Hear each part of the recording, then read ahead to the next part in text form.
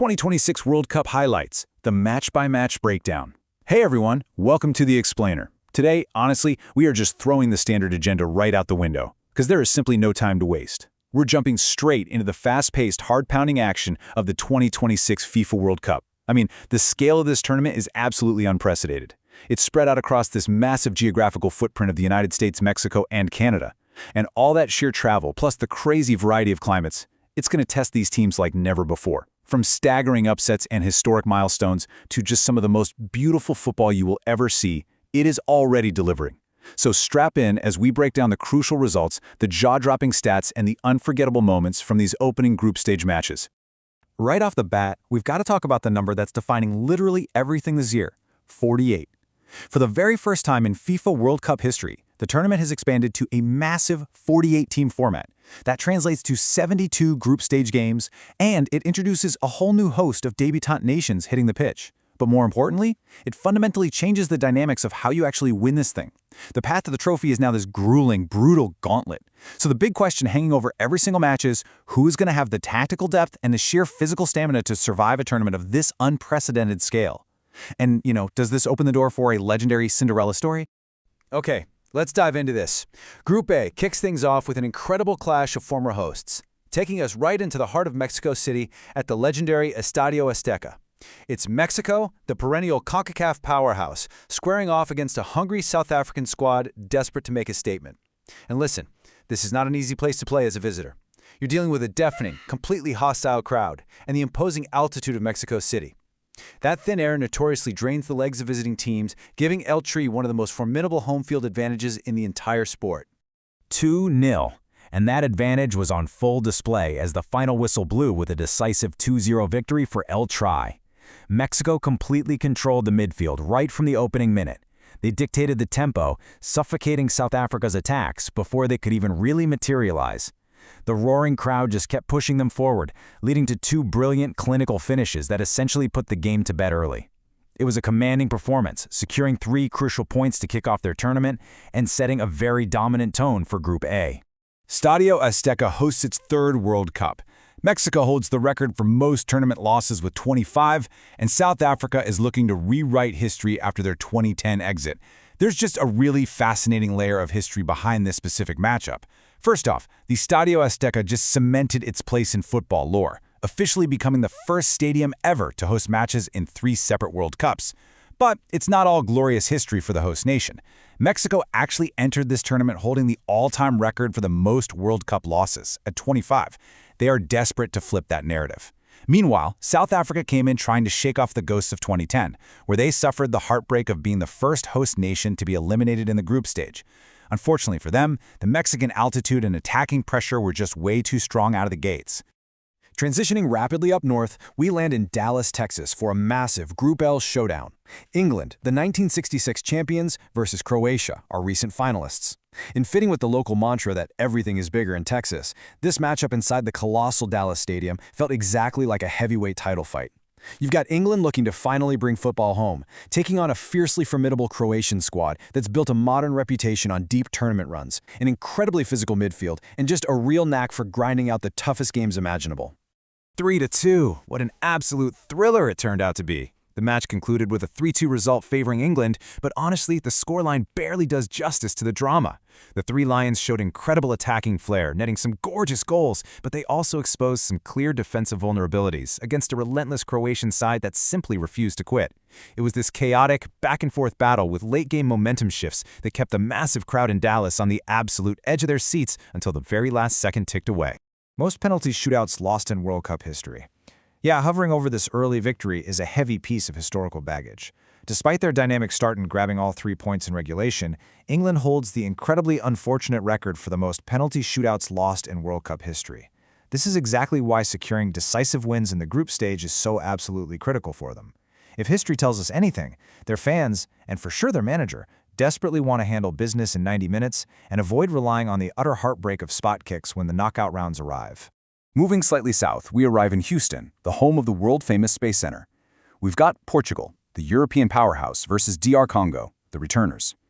Portugal was certainly hoping for a spectacular launch of their own as they faced off in Group K. Portugal is, as always, chasing that elusive World Cup trophy to cap off a generational era of talent. On the flip side, DR Congo represents one of the great stories of the tournament, making a highly anticipated and incredibly resilient return to the global stage. 1-1. Guys, we have our first major shocker of the tournament. The match ended in a stunning 1-1 draw. DR Congo completely disrupted Portugal's entire game plan. They delivered an absolute defensive masterclass, absorbing wave after wave of Portuguese pressure, and then struck back with lightning-fast, punishing counterattacks. It's a brilliant reminder that in this expanded 48-team era, there are absolutely no easy points. The underdogs came fully prepared to ruin the European giants' launch day. Cristiano Ronaldo is the first to score in 5 World Cups. Portugal is seeking that elusive championship trophy, and DR Congo makes a resilient return. Of course, you literally cannot talk about Portugal without talking about the legend himself, Cristiano Ronaldo. He is actively rewriting the history books right before our eyes, already standing alone as the first player ever to score in 5 different World Cups. But as brilliant as his personal legacy is, it stands in stark contrast to the team's struggles today. Portugal is here for the hardware, and dropping points to a fiercely resilient DR Congo side is a serious wake-up call that individual brilliance alone just isn't going to carry them through this gauntlet.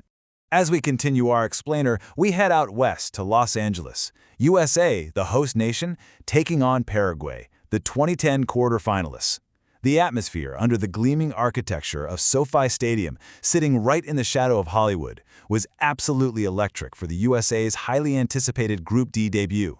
Managed by Mauricio Pochettino, the Americans were facing off against a tough South American test in Paraguay, a team desperate to recapture the magic and form that took them all the way to the quarterfinals back in 2010. 4-1. The United States absolutely delivered for the home crowd with a massive 4-1 rout. The U.S. MNT is off to a flying start, executing Pochettino's high-pressing tactics flawlessly to completely dismantle Paraguay. The attacking chemistry was just a joy to watch. Folarin Balogun was immense, bagging a brilliant brace in the first half, while Christian Pulisic pulled the strings in the midfield and Gio Reyna helped orchestrate a relentless offense. It really put an emphatic exclamation point on a perfect Hollywood premiere. So what does this all mean? Look at this table. USA at 3 points with a +3 differential. Australia at 3 with a +2, Turkey at 0, and Paraguay at 0. This blowout fundamentally shifts the landscape of Group D right out of the gate. The USA perfectly positions themselves atop the table with a maximum 3 points and a highly commanding +3 goal differential. They sit just above Australia, who also managed to win, setting up what will undoubtedly be a massive, high-stakes clash between those two nations for total group dominance in the next round of fixtures. The pressure is officially on. Bouncing back to Dallas, we witnessed a heavy-hitting Group F clash characterized by a brilliant clash of footballing cultures. The Netherlands, 3-time runners-up, versus Japan, the Samurai Blue. On one side, you have the Netherlands, a legendary squad steeped in their historic total football heritage, carrying the heavy weight of 3 heartbreaking runner-up finishes. On the other side is Japan's Samurai Blue, a team globally renowned for an incredibly disciplined football culture, tactical precision, and a relentless physical engine that literally never stops running. 2-2. It ended in a breathtaking, hard-fought 2-2 draw. The momentum shifts in this game were just phenomenal. The Dutch would assert their technical dominance and take the lead, only for the Samurai Blue to fight their way back. Not once, but twice. Japan traded goals in an opener, played at a blistering pace, totally refusing to be intimidated by the European giants and proving exactly why their relentless energy is so difficult to contain for 90 minutes.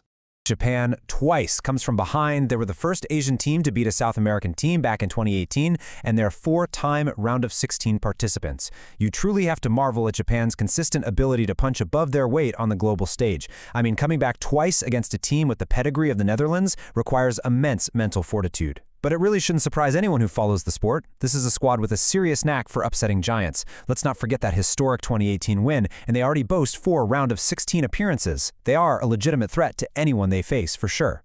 Now we head up to the Midwest, where the unmistakable aroma of world-famous Kansas City barbecue mixed with a fever-pitch atmosphere for the debut of the defending champions. It's Argentina versus Algeria, the giant killers in Group J. Argentina's looking to repeat their ultimate glory here, and the passionate sports culture of Kansas City really provided the perfect, raucous backdrop for one of the most highly anticipated matches of the opening round. 3-0. And honestly, there were no surprises here, just pure, unadulterated dominance. Argentina unveiled their title defense with a clean, clinical 3-0 victory. Lionel Messi was vintage, pulling the strings, threading impossible passes, and orchestrating an attack that was simply a joy to watch.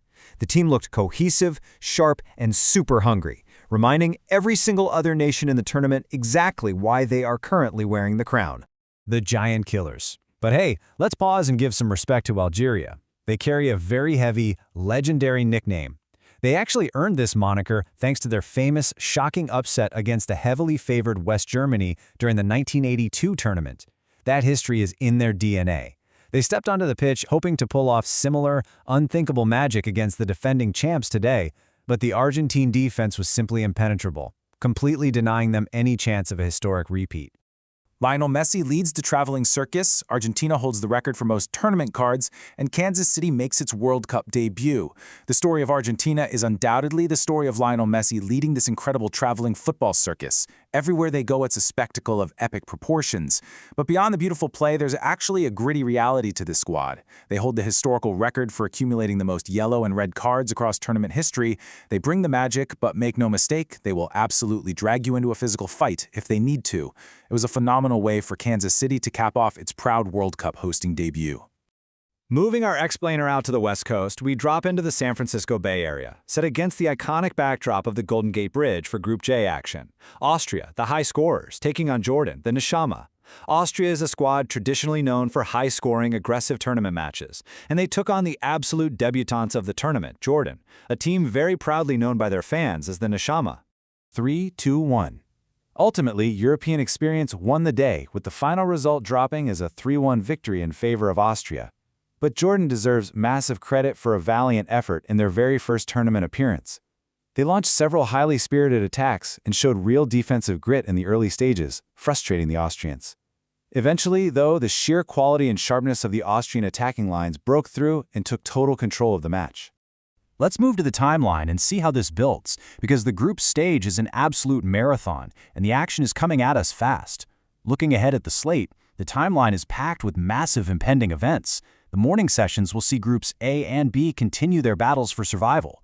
In the afternoon, Toronto will light up for a highly anticipated clash between Ghana and Panama. Then, as evening falls, Mexico City will host a fascinating, high-stakes matchup between debutantes Uzbekistan and the always incredibly dangerous Colombia. Who will conquer the 48-team gauntlet? We have already witnessed so much chaos and thrill, haven't we? We've seen brutal blowouts, we've seen massive shock draws from resilient underdogs, and we've watched the defending champions assert their total dominance. But with the historic expansion to 48 teams, the path to the trophy is longer, wider, and way more grueling than ever before in football history. So, I leave you with this. Looking at the stamina, the tactical depth, and the sheer talent on display so far, who do you think has what it takes to survive this massive gauntlet and lift the ultimate prize? Thanks for joining me on this explainer, and keep your eyes on the pitch.